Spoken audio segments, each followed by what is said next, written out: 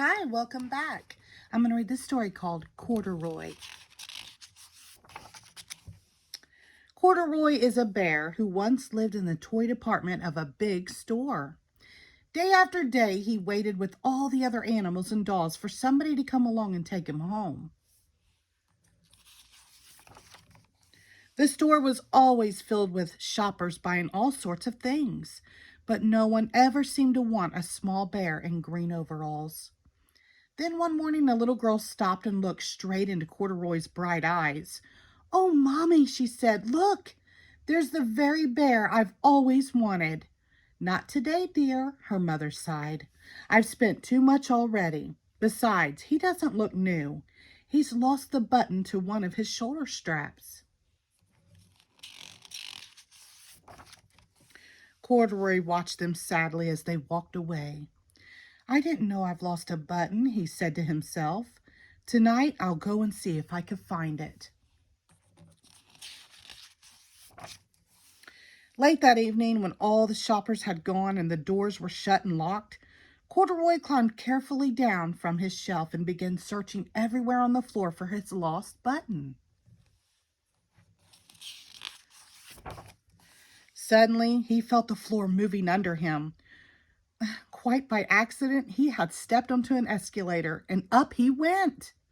Could this be a mountain? He wondered. "I think I've always wanted to climb a mountain."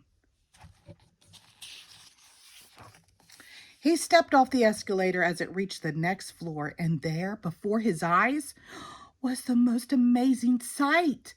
Tables and chairs and lamps and sofas and rows of beds. "This must be a palace," Corduroy gasped. "I guess I've always wanted to live in a palace." He wandered around, admiring the furniture. "This must be a bed," he said. "I've always wanted to sleep in a bed." And up he crawled onto a large, thick mattress. All at once, he saw something small and round. "Why, here's my button," he cried, and he tried to pick it up. But like all the other buttons on the mattress, it was tied down tight.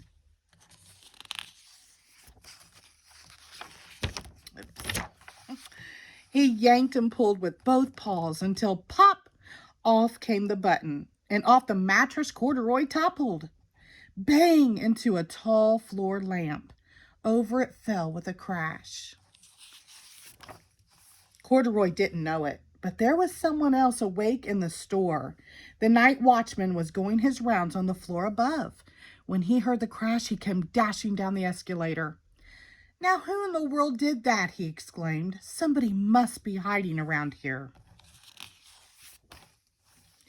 He flashed his light under and over sofas and beds until he came to the biggest bed of all. And there he saw two fuzzy brown ears sticking up from under the cover. "Hello," he said. "How did you get upstairs?" Well, it's going to stick on me, isn't it? There we go. The watchman tucked Corduroy under his arm and carried him down the escalator and set him on the shelf in the toy department with the other animals and dolls.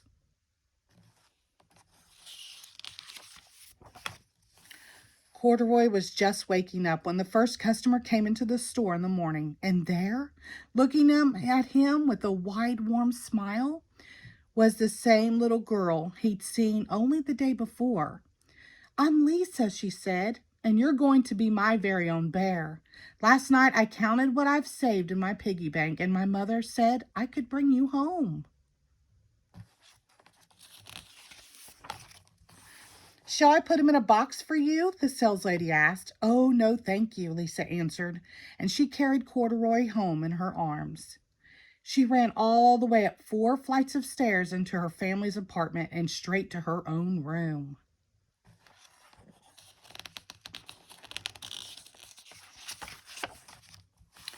Corduroy blinked. There was a chair and a chest of drawers, and alongside a girl-sized bed stood a little bed just the right size for him. The room was small, nothing like the enormous palace in the department store. "This must be home," he said. "I know I've always wanted a home." Lisa sat down with Corduroy on her lap and began to sew a button on his overalls. "I like you the way you are," she said, "but you'll be more comfortable with your shoulder strap fastened." "You must be a friend," said Corduroy. "I've always wanted a friend." "Me too," said Lisa, and gave him a big hug. The end. Thank you.